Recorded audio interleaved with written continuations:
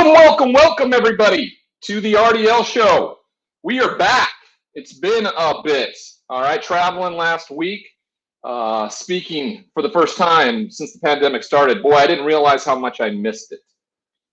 There's been a lot of discussion about mental health this week with Naomi Osaka and her withdrawal from the French Open because of her insistence that she has been dealing with some mental health issues, some depression and some anxiety, and she wouldn't be talking to the press after her matches during the French Open. I speak to that because I hadn't spoken in person for almost 14 months, and I feel like I didn't realize how much I missed it, how my mental health had deteriorated during this process. And being in the company of human beings, especially those who are trying to help, be part of the solution. In Nashville, I spoke at the Nashville Recovery Center to the clients, to parents of addicts or alcoholics who are dealing with mental health issues, and that was the first opportunity. The speaker before me spoke on losing his little brother to suicide years ago. Ironically enough, I was scheduled to fly out that night to Nashville to Chicago to spend 2 days with my baby brother, and how much in perspective it put it for me, and not to take those things for granted. Then off to West Virginia, where I spoke at an event where the governor of the state was there, the senator, as well as head coach Nick Saban from the Alabama Crimson Tide in his home state, where that state has been ravaged by the opioid epidemic. And we were trying to make a dent in that and make an impact in that, and really felt like it was worthwhile. So things that exist to contribute to your mental health or deteriorate it are real. No matter what you may think of what somebody else is going through, you don't sit in their shoes, you don't understand. So when this happened, I think a lot of people jumped to conclusions as to she just not wanting to do something that's required in her contract, or what is supposedly required when you are a professional athlete. The understanding that it gave her anxiety, it gave her problems, it made things difficult, wasn't really taken into perspective. In fact, the French Open, followed up by the Grand Slam committee, fined her $15,000 after her first match because she didn't speak. After seeing that played out and seeing that this could get increasingly worse in terms of fines, as well as a disqualification, she chose to withdraw. She is the #2 tennis player in the world. She has won 4 Grand Slams. She is the next thing, I think, behind Serena Williams, following her in her footsteps in terms of the ability to take over the sport, her polarizing way about her, raising issues that are going on in the public, in the world today. And again, she's at the forefront talking about mental health. She didn't want to have to talk to the media, right? She wanted to play tennis. No one was around for years and years and years while she played tennis, while she got good. Just like when I was growing up, playing in the, in the streets and on the fields of Great Falls, Montana, there wasn't reporters there. I wasn't doing press conferences. That came later. That came when the money came. Now, the money is part of it. It's become wound up in all of this. When you become a professional athlete, not only are you going to live your dream of playing the sport you love for whatever reason, but you're going to get paid handsomely for it. That does not mean that you are on anybody's beck and call. The idea that she found anxiety around it, it contributed to a downfall in her mental health, should have been received with as much respect as somebody who says, my parent died, or something like that. This is a mental health medical issue. And I love that a lot of people jumped on board and talked about it and were open about it. And you can see quickly, the Grand Slam committee quickly reversed order, 180-degree turn, and said, we're going to take a look at how this is affecting people. I also loved how journalists spoke up and really took a look in the mirror and like, how have we contributed to people's mental health, right? You know, I never want to use excuses, especially for my career and how I behaved and everything like that. I didn't like talking to the media. Now, it was probably for many different reasons, but I held a ton of anxiety around it, right? I dealt with social anxiety disorder. So it makes sense. After competing, even if you're winning and winning well, you are in a state of mind that doesn't necessarily contribute to a healthy mindset when you're in front of cameras and microphones and getting asked the same questions over and over and over again. So the question of the day for everybody out there, as a fan, what do you care if athletes do press conferences after events? I don't think a fan cares. I mean, you get some fun sound bites after big wins and things like that, but ultimately you can do these things down the line. Now, journalists have deadlines. They have to go to print with something and make it go. But I love what she did. She really could change the face of how athletes interact with the media. In fact, because of social media and your ability and your platform, you may now be able to contribute that way. You can just simply put out a statement after your performance, and that should be the end all be all. I would love for that to be the case. Now, I don't know what that does to a journalist's job, and by no means do I want to put a journalist out of business. I mean, hell, we're doing a analytics show on sports for you on YouTube and Twitter right now. So we need the content. But I also don't ever want to be a contributor to somebody's, deteriorating mental health because of it. I always tried when I call games to be critical of the play, not the player. Because I remember how that always affected me when some of my heroes, I think Terry Bradshaw was my earliest hero, when I first heard him on Fox NFL Sunday, be extremely personal and critical of my parents and how I was brought up. That made me for the longest time look at him as someone I didn't want to look up to anymore, right? So I never want to be that person coming from the journalistic side of things.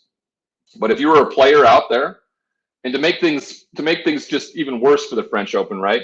I think her name was Koepka, I think. Was a very high seed as well. She, walking up to the podium to do the press conference after her match, rolled her ankle off a step and had to withdraw from the tournament. So, I mean, even more of a pronounced, not only is it a mental health issue, it may be a physical issue for players now getting hurt on their way to the press conference. It couldn't be worse for the French Open and how they went about this. The fact that their best player essentially withdrew because they were going to fine her out of it because of how she went along with how she was feeling as a human being, says a lot about what the stigma looks like and how it still exists. And again, someone with a platform stepped forward, shined a light on it, and now is going to make substantive change because of it. I'm going to welcome in Charlie Moss and Sky Guasco, my fellow comrades here. You guys watch this play out in real time. You guys are from a little bit of a different era. You could never imagine a player or one of the Williams sisters stepping up to the mic 20 years ago and saying that they're not going to talk to them and not absolutely getting beat over the head by everybody you can imagine. Well, two players outside of tennis, but two players that I've noticed over the years in football, Barry Sanders essentially never spoke to the media, or at least we didn't see it publicly, and Marshawn Lynch, who's a character outside of the game and on the field and everything, but didn't speak to the media and chose not to, and kind of famously in the Super Bowl just kept repeating, "I'm only here so I don't get fined." Ryan, question back to you, athletes in general, how much freedom, I guess I'll call it freedom for lack of a better word, how much choice, I guess I'll say, do you have as an athlete to just not talk to the media, whether you are having a rough time with mental health or not? You just aren't feeling it that day. You had a bad game. You'd rather not talk to them. How much freedom do you have as an athlete to just say not today? Well, in my NFL contract, it didn't exist, right? You're going to get fined. you are contractually obligated to speak to the media a certain amount of time, and if you don't, the NFL can fine you. And I assume that the WTA is essentially in the same boat, right? There's a contract that's signed, and there should be waivers for that, and in particular when you're involving mental health. Now, I've seen a lot of people bring up the aspect of, she's just saying this. She's just saying mental health because she doesn't want to do it. I don't believe that for a second. No, me either. Those people are sitting on the side of, conspiracies and things like that.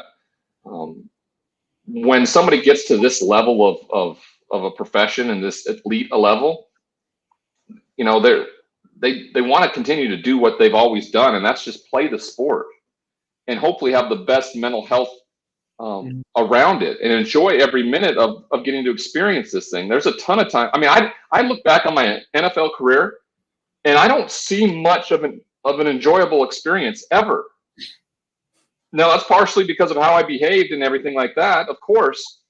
But when you reach your goal and you reach your dream and it turns into a nightmare because of your mental health, and you never did anything about it because you were so worried and the stigma existed in so much that you couldn't speak about it publicly and openly, yeah, that's a problem. So I'm really, really proud of her. I'm proud of the people that have stepped up. I'm awfully proud of reporters and journalists in general who are actually taking a look in the mirror and going, hey, how have I contributed to maybe somebody's mental health? And that's an important step. And I love that I've heard that from them over the last few days. Well, I was going to say, I think another point is that whenever some of these athletes are going up to the podium or talking to reporters, all these reporters use everything they say against these athletes sometimes, even like particular words. And that can just cause so much stress and anxiety for athletes just to think about what they want to say or how they want to say it, because everything they use will be used against them. And on top of that, I think that people forget, and we've talked about this a couple times on the show with various players and situations, but people forget. I mean, ultimately, she's a 23-year-old person. Yeah. She's 23 years old. And I mean, people in their mid-30s have a tough time talking in front of a board meeting at work in front of 10 people or something, and you're at the highest level in her particular sport. She's a number 2 player in the world, as you mentioned. Her focus is on trying to win the match and get better and win championships. And that doesn't bring her as much stress. The winning the championship, which you think would trump everything, doesn't bring her as much stress and anxiety. That's the easy part. It is, and that's doing really it since you could walk. That's like chewing gum for you. It's just it's just second nature. Right, which is it. That is sad to me, because the reason that is the case is because of the media and other things. And look, some athletes have dealt with it very well over their career. Some haven't, and some, most are in between. But for her, she's coming out and just saying, like, look, it's a problem for me. I want to focus on my job and my love for the sport, and the anxiety I get from talking in front of people bothers me, and it's going to take away from my performance overall, which ultimately is all the fans actually care about. So now she's not going to perform at top notch because of the media and everything. And now people are bagging her because she's trying to do what's best for the entire situation, recognizing her struggle and taking a step back. And Ryan, you and I were talking before the show. It is nice that the community and everybody has come around 4 days later. But her initial situation was getting fined $15,000 and getting harped on by everybody, and then realized it was like, oh, maybe that's a bad look for the sport. Why don't we dial it back and then support her? And that just seems like it's just so greasy to me. And it happens all the time. And I can't, I'm super proud of her as well as individual. I can't, give kudos to the WTA, like, oh, thanks for doing the right thing, guys. It's like, you're 4 days late. It just seems like too little, too late. The initial reaction, and it was not positive. So they were like, all right, we're going to switch this around and be like, all right, we're going to look into it. Like, you're too late. It's too late. It is. It's too late. You want to be on the right side of history, and a ton of fear is delved into change, right? this is the way it's always been. This is the way it's worked. This is the way it will always be, is not how our world has proven that more and more over the last 2 years alone, that evolving is what's going to make us a better human race with one another. And I love that a 23-year-old woman is going to make substantive change in this world when it comes to something that probably has hampered a ton of people. I don't know if you guys were old enough to remember, but Ricky Williams had so much anxiety around speaking to the media, he wouldn't take his helmet off. Mm-hmm. He did his interviews with his helmet on. Mm-hmm. And I go back to the night of the Heisman Trophy, and Randy Moss would not take off his glasses. And he got a ton of shit from so many people about it. They joked about it. He was high, and that was the furthest thing from the truth. I told somebody that story when I was golfing last week, and the response from him was like, he was so high, and I'm like, no, he wasn't. He was having a mental health episode in the most public forum you can imagine, supposed to be honored and applauded for his performance on the football field, and couldn't enjoy it. You know, so you can go back and look at so many different references to this, and people are just like, toughen up, football player, get over it. And people who are projecting see a young woman who makes a lot of money, who's a star, and says the reason why she makes a lot of money and she's a star is because the media tells a bunch of stories and prints and publicizes everything. And I go, no, the reason why she makes a lot of money and she's a star is because she's an exceptional tennis player. That's why that is. Mm-hmm. If no one reported it, it wouldn't matter. She'd still, make the money. Now the TV rights, okay, right? The TV rights pay for a ton of those purses and things like that. People are just going to watch it on TV. They're watching the event. They're not watching the person talk about the event. There's people that do that. They're called analysts and play-by-play announcers, right?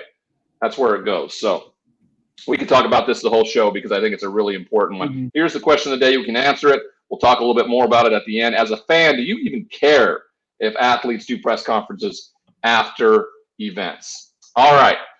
SUNFARE, everybody. I was on the road last week. Didn't eat SUNFARE all week long. Felt it, right? I mean, I tried to do my best and eat right, but it's just different, right? SUNFARE.com, personalized, delivered, healthy meals. I started this July 3rd last year. We're coming up on a year. It's been 10 months. I've lost 75 pounds, all because of the food. And this food is delivered right to your doorstep every morning. There's a few pictures of show the progress. That one, the bottom was when I started. The upper two are visuals of what I guess the last couple of weeks have looked like. And I ordered clothes this week, some new Nike golf stuff. I actually ordered a large shirt. Now, I don't think it's going to be long enough, but it fit in my shoulders. And I ordered 34-inch waist shorts. I don't know if I've ever been in 34-inch waist shorts. Maybe when I was 16, who knows? But it's been all about the food. It really has. If you are in the Los Angeles or Phoenix areas, check out SUNFARE.com. Go in, put all your information, select Carl Farrow as your sales representative, and then select the Ryan D. Leaf Show about where you heard about SUNFARE. Do it now. The reason I made the shift, I got a 3.5-year-old boy. I want to be around. I'm going to be an old dad. So I want to be around as long as I can, and it's all about the food. It really is. SUNFARE.com. Check it out now. All right. Let's head on to the NBA. The playoffs in full effect. All right. Everything's kind of playing out how we expected. The Lakers, though, right, down AD after the injury, got absolutely boot stomped last night by the Phoenix Suns in Phoenix. They're playing really well. Do the Lakers even have a chance with AD? And even with AD, do they have a chance? It was 2-2. A lot of things felt different. Now it's 3-2. Heading back to LA tomorrow night. This has been an interesting series. Right away, it was neck and neck. That the Lakers coming out of the play-in tournament caught some steam, and I had mentioned before that if I were the Clippers, I would have rather had the Lakers early before they caught steam. But now AD goes down again. LeBron's been beat up for the last month and a half. And then Chris Paul went down, and we thought, okay, well, here the Lakers just take it, and they did. And then now these two have gone down and shifted back and forth. But man, Devin Booker's playing well. The Suns in general are playing well. The Lakers are in trouble, in my opinion. Yeah, completely agree. If there's no AD, they have zero chance. And Chris Paul is looking to, like, he looks a lot more healthier this past game. He dropped like 18 points, probably the most in the series. And LeBron's just gas. He's not getting too much help. I think Dennis Schroeder was 0 of 9 from the field, had 0 points. Like, LeBron needs some help. Of course, like, LeBron's LeBron. He's going to do his thing. But without AD, they're not going to beat a very talented and tough Phoenix Suns team. Yeah. And we've seen with some of these other teams, Golden State, Steph Curry has been out of his mind. They couldn't get out of that first round. We talked about Damian Lillard before the show, breaking Klay Thompson's 3-point record in a playoff game with 13, and it doesn't matter, right? The rest of the team couldn't score a third of Damian's points by himself, and so they end up losing. LeBron James being out, LeBron beat up and AD being out, the Lakers don't have a shot. And all of the highlights you're seeing over SportsCenter from last night's game, it's just open pick and rolls, kick out to the 3, dish it down low because nobody's there inside. And the Suns, they were up like 40 points or something like that. They were up I turned it off, but it was 66-38. Oh my goodness! Like and the Lakers are a great team overall. They got absolutely embarrassed, and I expect LeBron and them to probably put out and maybe make it a game 7. But I don't see the Suns losing 2 of the next games. If there's no AD, like, they may win another game, but I don't think they're going to win the series. I don't either. Oh, the only team that has won their series, right, is the Brooklyn Nets. No, Milwaukee. Not the Heat. In Milwaukee. So Milwaukee was a name no one was really talking about. They looked as good as anybody. No, they've been overshadowed the whole year because right? of and they're just the East that got a lot of shit all year long. To me, seems like they may have the better teams. The quarterfinals here in the East, I think, are going to be pretty damn good. I think that's going to be a pretty interesting finish there. In the West side, you're like, okay, the Clips were down 2-0, and now they're back. Is it 2-2 now? I think 2-2 now. Yep. So Luka Doncic has played out of his mind. The Clippers finally said, okay, we got to figure something out. Luka's the Denver Nuggets, they withstood last night. I don't think they have any staying power. Utah Jazz lost the opener to Memphis, and I don't know what that looks like. Phoenix looks like the team maybe in the West. The Clippers are going to probably have a say if they get through to the next round, but I wouldn't be surprised if it's an Eastern Conference team this year that ultimately gets it done. Yeah, I was actually talking to one of my friends the other day, and I was mentioning the exact same thing, just how the teams in the East have looked just more impressive and more dominant. And I'm very excited to see this Bucks Nets series because, as you were saying, no one's really talking about the Bucks. No one's really talking about Giannis and Drew Holiday and Chris Middleton. They did lose Dante DiVincenzo, which is a huge blow, but I just think that's going to be a great series, and it's really going to test the Bucks, and it's really going to test the big 3 in Brooklyn. We could have 3 more series wrap up tonight. If Philadelphia beats Washington tonight, that series is over. No Embiid tonight. No Embiid, true. But it is in Philadelphia, and maybe they can get by him anyway. Atlanta could get by the Knicks tonight and wrap up that series. And Utah could get over Memphis and wrap up that series as well. Also tonight, Dallas and the Clippers tied 2-2. So we're starting to wrap up most of these first round series here. How anticlimactic, Knicks fans, if you were to get to the playoffs to be a 4 seed and get ousted. They got one game. Oh no, they got one game. That's a golf clap. That's a golf clap, everybody. Breaking news today. There were a couple bombshells from the basketball side of things, right? Danny Ainge is going to step down as basketball operations, and Coach Brad Stevens, is actually going to step down from coaching and move up into the front office, which is that was an interesting move. I like him as the head coach, but I mean, I guess what's that? I'm sorry, I just did not see that coming at all. Yeah. So I don't quite know what to think of that. I've talked to a few of my Boston friends. They're a little taken back by it all. And then the other big news is that Coach K, Mike Krzyzewski, has come out and said next year will be his final year as the head coach of the Duke Blue Devils. Yep. Can you even imagine another head coach at Duke? I mean, I don't even know what that looks like or what that would be. Is it a former player of his that comes back and does it, you think?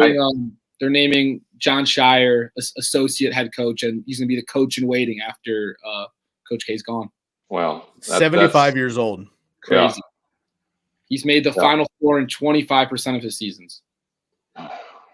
He also has some Olympics, championships, obviously. He's probably been in the Hall of Fame for about 25 years already. Also a Sirius XM host for ESPNU, by the way. Go Sirius XM. All right. All right, let's go back to – we haven't been here, right? As we went off on Friday, Phil Mickelson was still leading the PGA Championship, and I made it very clear to everybody, as everybody else took the field, I said, I'm going with Phil. I'm going to go with the elderly here. And dude bombed, just hit bombs the whole tournament. And then the final shot of the day, well, not the final shot, but the final approach shot, he hits it too far on his drive, and it goes up to the left by the people. I don't know if you guys have seen the shot from behind. Like, there's people still lined up in his, like if he, I could never hit that shot because I'm like, I'm gonna blade this thing right into somebody's noggin and kill him. And he just puts a buttery cut 9-iron right into the green, pin high. He is the PGA champion at 50 years old, the oldest major champion ever. He did it by taking on all comers, including Brooks Koepka, who is, far and away one of the best major players in the last decade. Has 4 championships, and was revved and ready to make a splash in this one as well, but couldn't get it done. Your guys' thoughts on Phil winning it at 50? Yeah, I'll go first. I try to hold myself as a man of integrity, and I will come out right away and say that I was just straight up wrong. I took the field. I took the field over Phil, and I'll be honest, Ryan. If I paid a little bit more attention, and I realized that Phil had also been eating SUNFARE for the last year, and looked like he was 35 years old. The dude was absolutely ripped at 50. Well, I honestly had no idea. Let's not call ripped. But hold on. The mental image I have of Phil Mickelson over the last 20 years is not in shape. Okay, I don't want to be rude to the man, but not in shape. Okay. He is absolutely in great shape comparatively currently at age 50, and clearly that helped him sustain. I had made the comments that my only concern was that he wouldn't be able to sustain it throughout the entire weekend as the young bucks come up behind him and maybe just, outpace him on drives, whatever, long in the weekend. Clearly that wasn't the issue. Phil also, by the way, played well. Also, by the way, longest major championship ever. Longest ever. Mm-hmm. No problem. Yeah, he hit the longest drive of the day, 368 yards, by the way. Very, very impressed, and I just miscalled it. I think a lot of people did. I think if there were so many examples of people who bet Phil Mickelson and made thousands and thousands and thousands of dollars. So I should have walked to the bookie Friday after the show after I promised to. I can't remember if I had promised to shotgun an Athletic Brew if he won or if he lost. I can't remember, but I'll have to check the tape in the archives. We'll get back to you on that. Okay. Oh, it was awesome. It was great for the sport, and it just shows how unique golf is in that it doesn't matter how old you are. Mickelson's the oldest player to win a major, and he's going up against these 25, 30-year-old guys who are training every day and in shape and lifting. So it just I thought it was awesome. Ryan, I thought it was great too. I did not like and this is something that we probably can get into on Friday. Fans reacclimating back to events. The PGA Championship, also all the basketball games and all the crazy shit we've seen fans doing at basketball games. It was uncomfortable for Phil. It was uncomfortable for Brooks. Fans just didn't care. No one was wearing masks. I mean, it was just, even if you're vaccinated, but you have some reservations around it. Like, I was in Nashville last week, and I walked into the pro shop at the golf course I went to play. And I walked in with my mask, and everybody it was like one of those scenes from a movie where somebody walks into a bar and everybody stops and the music screeches and everybody looks up and goes, who is this yokel You're not from wearing around a freaking here. mask? He ain't from around here. No one's wearing a mask. It doesn't exist in Nashville. Now, maybe that's just because of where I've lived for the last year during this pandemic in Los Angeles, where everything's been shut down. But it's the fans and people snap pictures of it and reminisce around what it looked like when Tiger won the Tour Championship a couple years ago. It can be unnerving and uncomfortable, and fans at games have to reacclimate and understand what it means to be at a game as a spectator, not as a participant in any way, shape, or form. You are a spectator. You participate by being loud. That's how you change the aspect of things in games. So it's been hard to watch. Ryan, maybe they need to start selling Athletic Brew at games. Athletic Brew, everybody. Go to athleticbrew.com. Non-alcoholic, good, non-alcoholic, great taste, less calories, non-alcoholic brews. Brew without compromise. Go now, shop now at athleticbrewing.com, and you can order any kind of beer you want. Also, you get 10% off any shipping to your house. This would probably be a good idea. I know for a fact that some airlines, because of rowdy passengers, American Airlines and Southwest Airlines have cut out alcohol in their flights because of, and I do think it's like the impulsive nature of people. They have not been around people in a while, and they're triggered much easier. And it's happened at games, throwing things on players and running out onto the court. I mean, it's the mental health of our country right now, this world essentially, because of the pandemic, is real, and we're watching it play out in real time. If you are a stadium somewhere, call up our boys at Athletic Brew and order a shit ton. Everybody will enjoy the great taste of Athletic Brew, but none of the consequences that come with it. All right. Speaking of, what's the best word I can think of here? Full of shit.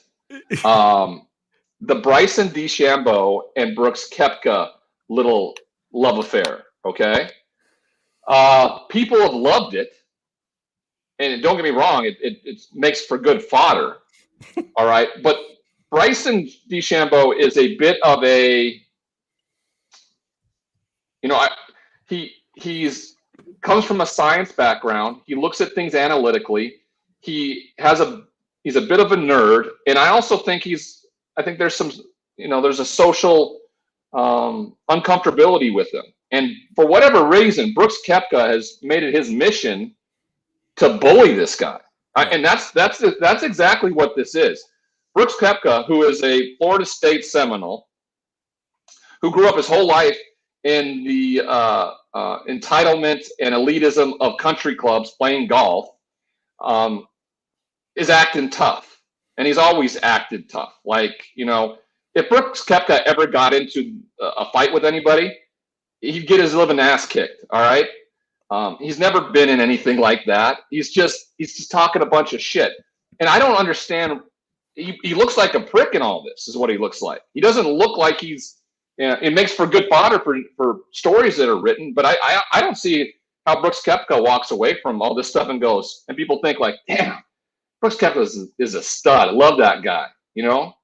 I guess he's a barstool sports guy. Maybe that's the fan base that loves him. But he really, when it comes all said and done, is bullying Bryson DeChambeau. Now, Bryson doesn't necessarily know how to take it, so he kind of gives it back in return, and it's incredibly uncomfortable for everybody else, I think, that is watching it play in real time. But Brooks is, I was playing golf with some buddies before I flew home last week, and we were talking about it, and we were just like, what's the biggest scuffle Brooks Koepka has ever been in? Did him and his boys from his frat kind of mix it up with some boys from another frat or something like that back in college? I mean, that's exactly what this is.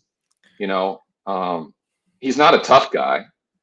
In fact, he's probably the cheapest version of a tough guy you can think of. And I don't know if anybody's really said that. I think everybody's just enjoyed the banter back and forth through this process. But Brooks kind of looks like a big old whiner in this scenario.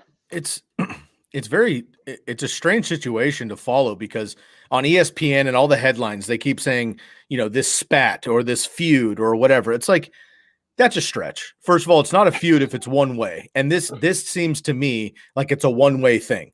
Like you said, like bullying usually is one way, or this dude talking smack on another dude to get in his head is a one-way situation. And yes, Bryson is kind of trying to poke back to like stand up for himself, but it doesn't seem like he's doing the same things and going after this guy at the same point. So it's unfortunate. I mean, we've seen player rivalries, like legitimate player rivalries in sports forever.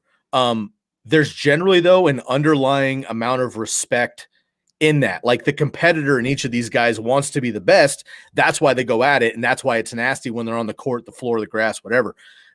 This so far and it's just kind of funny to be in golf, in my opinion, to have this going on, just the type of sport that it is.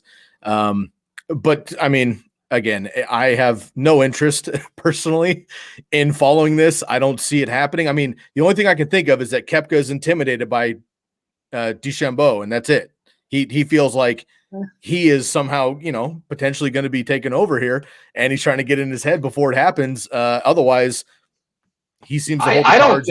I don't think there's a motive at all. I think he's just kind of a douchebag, and this is how a douchebag behaves. Rolling his eyes about hearing clicks on the ground. I mean, DeChambeau made a comment about renting, living rent free in his head. I thought it was a weak.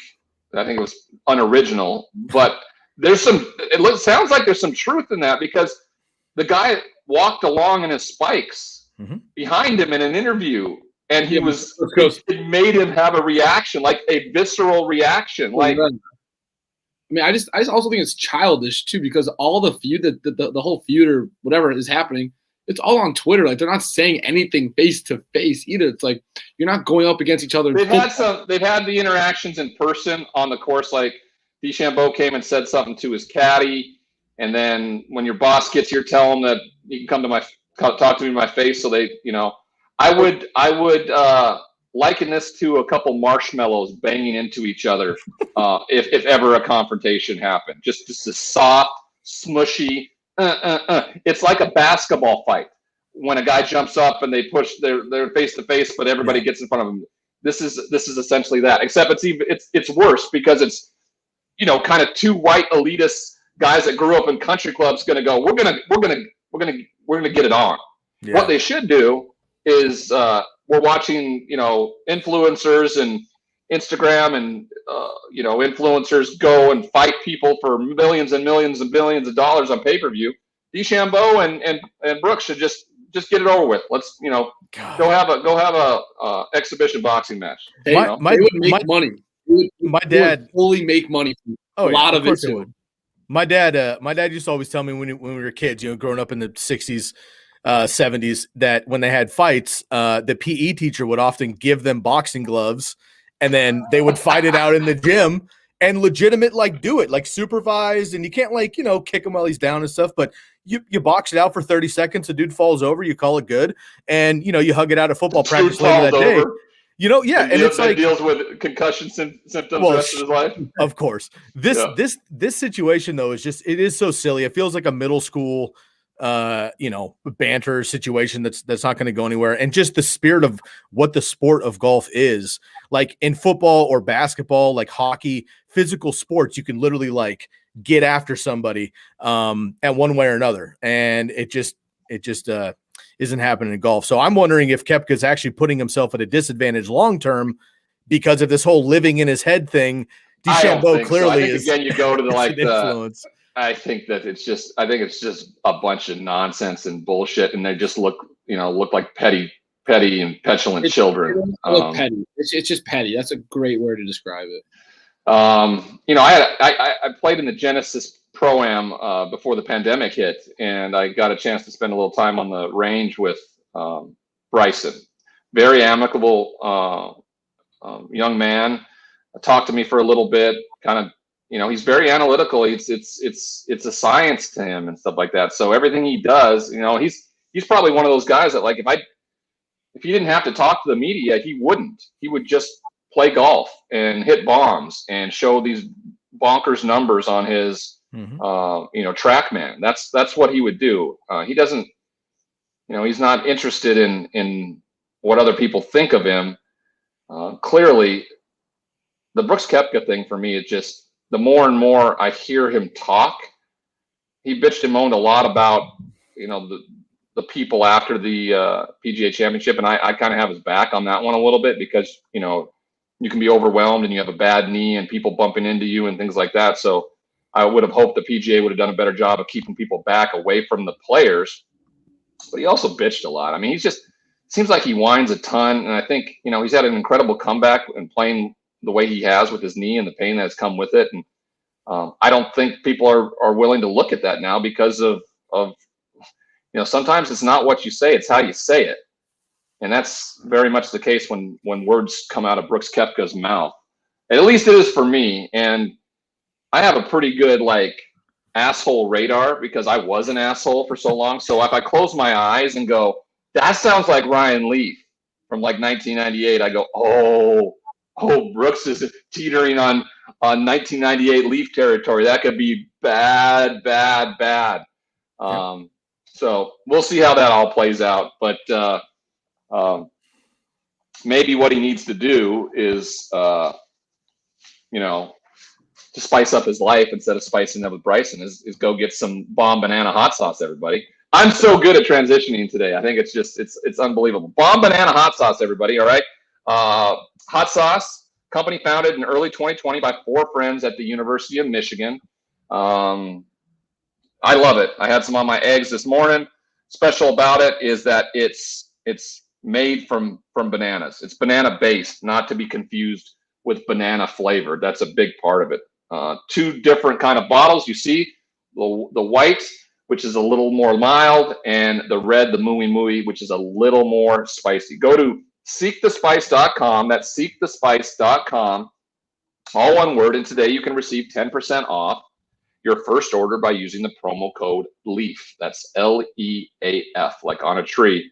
Order some today. You'll get 10% off. Bomb banana hot sauce, everybody. Spice it up. All righty. Spicing it up.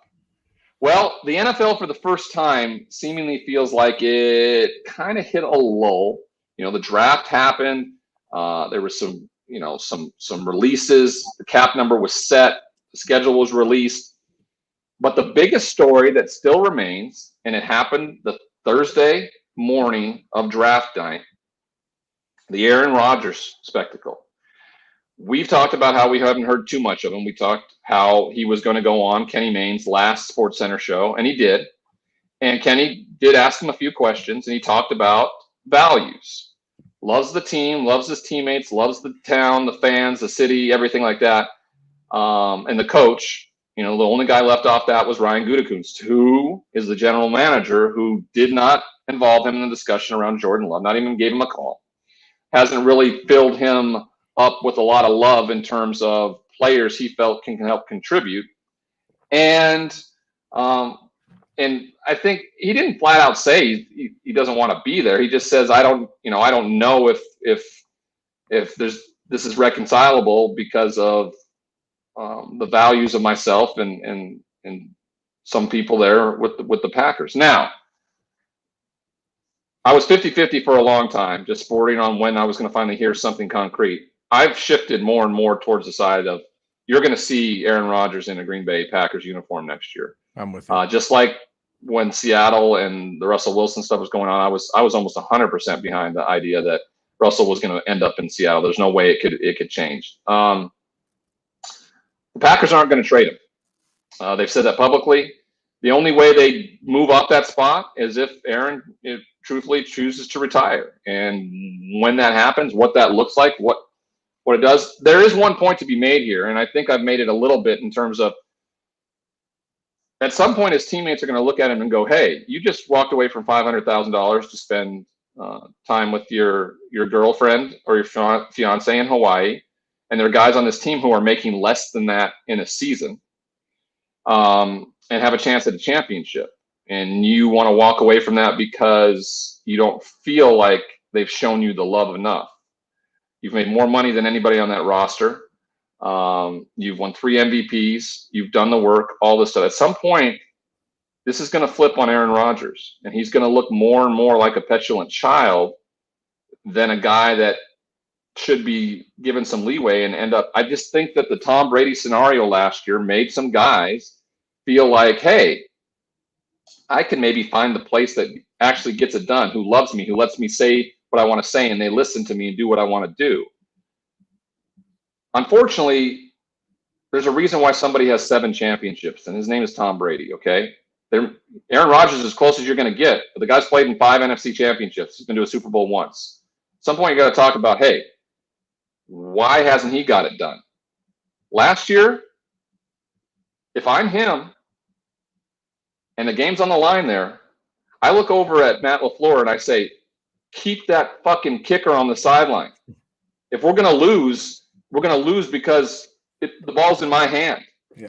All right. So there's some accountability here too, right? If you have the balls in the offseason to stick up for yourself and say, hey, I want this, I want that, you should have the balls in the moment in what you do for a living on the football field to do that. And we're creeping closer and closer to a point where it's going to go bad for him. Now, he can sit out the entire preseason and all of training camp and come back the week of the first game and still play. He works hard enough. He knows the offense. He'll be ready to go. So that's not an issue. It's just a matter of who calls whose bluff first. And I feel like the Packers aren't going to do it before Aaron Rodgers has to suit up and play out the last 2 years of his contract in Green Bay. I agree with you. And for a long time, I thought he was going to move, and then draft day happened and he didn't. And then I thought he was going to potentially, contemplate retiring. Doesn't look like that's going to happen. Then sitting out, I don't think that's going to happen necessarily. I do think he will play for Green Bay week 1, and we'll see what happens. We have, there could be another big move here in the next day or two that could really entice him to come back to Green Bay. But ultimately, I think you're right. And if, with him not being able to get over that hump, 4 out of 5 times not getting out of that NFC Championship game to a Super Bowl, the only one he went to, he won, but still not getting to multiple is tough. And yes, the Tom Brady thing is a thing now, and all of NFL is going to want to do that at the starting quarterback position forever. But Tom Brady's Tom Brady, and very few other people have the ability to do that. I would say that Aaron Rodgers would be one of those people that would, but clearly the upper management doesn't necessarily feel the same. And if they don't, it's too bad. Russell Wilson, same thing. He and Pete Carroll were able to kind of kiss and make up, and they're going to move forward at least this year. Deshaun Watson's a whole other situation, but he wanted out before all of his allegations came out as well. So it's a mess in the most important position in all of sports, which used to be pretty cookie cutter, is now pretty sloppy. And I think there's a lot of motion to happen in the next 5 years or so on how quarterbacks are either involved like Tom Brady is, or they're just not involved at all, which seems to be the case of Aaron Rodgers and Russell Wilson, even at the top of the game. Yeah, but going off a different point for a second, something I saw that was like really interesting to me was when Aaron Rodgers didn't show up to OTAs, neither did his wide receiver core. Devontae Adams didn't show up, Marquez Valdez-Scantling, Devin Funchess, etc. So it kind of shows you that the wide receivers are behind Aaron. They want Aaron to get the respect and get the values that he wants. I mean, at the end of the day, he's the one throwing them the ball and one of the all-time greats. But I think it just shows how important and how much of a connection he has with that team. They don't realize that he's throwing them under the bus, saying they're not good enough. So you mean by him not showing up, that's the message? No, the message when he's asking for wide receivers and stuff like that is telling his wide receivers they're not good enough. He needs better players. No, but they didn't show up either is what I'm saying. Yeah, but they don't show up. Veterans rarely show up for these types of things. So it wasn't a solidarity thing in my mind. I just think it was done because of a lot of players are staying away this year. The NFLPA asked a lot of players to actually stay away. Some are, some aren't. So I don't really read into that too much, because this team is not going to be happy with their star quarterback if he doesn't show up to play and help them try to win a championship, because this team is built better than any other team that Aaron Rodgers could go to win a championship right now. Mm-hmm. Now, what about this chatter, Ryan, coming from Gutekunst and others that Jordan Love may not be ready. If they have to play him, like they will, but maybe he's not ready for week 1, blah, blah, blah. Do you think this is just kind of like smoke to get Aaron to be like, hey, Aaron, you're our guy. Get on board with this. Or is Jordan Love straight up not ready to go? And if Jordan Love's not ready to go, not only we could talk about the pick is a whole nother thing, but he is your second string quarterback as of right now with 5 other kind of journeyman backup quarterbacks behind him for depth. But Jordan Love's supposed to be your guy whenever Aaron Rodgers moves on. And it doesn't sound like, at least publicly, the Gutekunst and the Packers organization are behind this kid. They're behind him. That wasn't the plan. The plan was to have him start in 2023. That was the plan, just like Aaron Rodgers. A lot of people assume that Aaron Rodgers would have been ready to start out the gate. No one knows that because he was so good after Brett Favre left. A lot of people who are familiar with the situation, the reason Aaron Rodgers didn't play, you have Brett Favre, of course, but he also wasn't ready to be a starting quarterback for an NFL team. So this wasn't the plan. The Green Bay Packers go about it in a different way. They've had 2 quarterbacks in the last 2 decades or last 40 years almost. 40 years. Yeah. Essentially almost. Yeah. Okay. So this is how they go about their quarterback situation. They get a guy, they develop him, and they thought Aaron's got 3 years left on his contract. Let's bring him in, develop him, and when Aaron's contract is up, we move on to Jordan Love, and for the next, hopefully, 18 years of our franchise's existence, we have a franchise quarterback. That's what it's there for. So I don't think for a moment that the pick or anything like that is wrong because he's not ready to go in year 2. Because guess what? They didn't develop him and prepare him for the idea that he's going to be the starter in year 2. The one thing you can compare to is Carson Palmer in I think 2011 around the Cincinnati Bengals and him saying I'm just going to retire, and away he went. The difference is they had a high draft pick. They took a guy named Andy Dalton, and then Andy Dalton the first 6 games of the season was pretty darn good. And they go, oh God, we can make the playoffs, so we can compete without Carson. So they threw his name out there on the open market, and sure enough, Hugh Jackson and the Oakland Raiders bit, and away he went.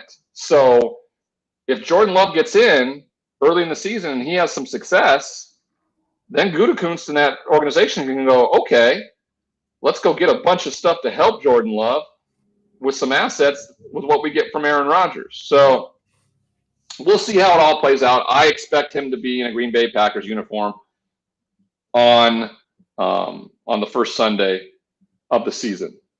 I don't see how it can't be. Best chance for him to win a Super Bowl, unless he just simply wants to walk away. You know, he's got 3 MVPs, a Super Bowl championship. He's got a lot of opportunities in business opportunities post-career. Hall of Famer? He'll be content. Yeah, definitely Hall of Famer. All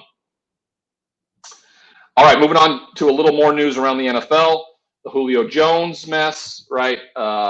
He went on undisputed with Shannon Sharpe. I don't know if it was willingly or if it was just a phone call. So no one has actually commented on whether or not that happened. If you're going to have a guy come on the show, why have him call your personal phone? Call the hotline so the sound is better through a process, just like we do on this show. You know, I don't pick up a phone call from somebody and go, here, you know, speaking to my headset. That's not how it works. So maybe he said that with the idea that no one was supposed to hear it. I also think professional athletes have some of the most fragile egos you can imagine. And once you are told, or once you hear that there's some interest in trading you, your alarms go off, your defensive nature goes up, and you go, fuck you. You don't love me, then I don't love you. And if I'm the Atlanta Falcons and they have to do something because they don't have enough money under the cap right now to sign their rookies, and guess what? You got a pretty damn good one in Kyle Pitts you need to sign before the season starts. If you don't do something to move some money around, you're not going to be able to do that. But if I'm the Atlanta Falcons and I know we're going to have to score a mountain of points this year, I figure out a way to do it defensively and just chalk it up to like, hey, we're gonna struggle defensively this year. Find ways to move the money around. Keep Julio Jones on that roster for Matt Ryan, because then you got Julio Jones, Kyle Pitts, and Calvin Ridley in Arthur Smith's offense. Hayden Hurst is a tight end. I mean, it is you're going to have to score a boatload of points. Why remove somebody who can actually score a bunch of points for you?